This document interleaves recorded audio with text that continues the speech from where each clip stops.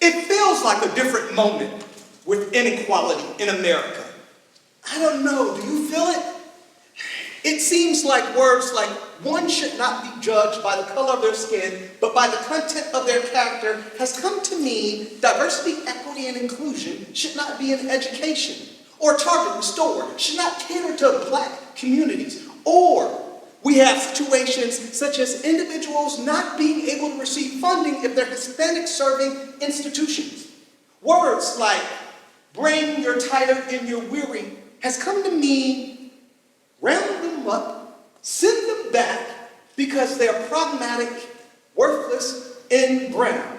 In moments like this, when inequality is now on the rise, we have seen voices of protest push back.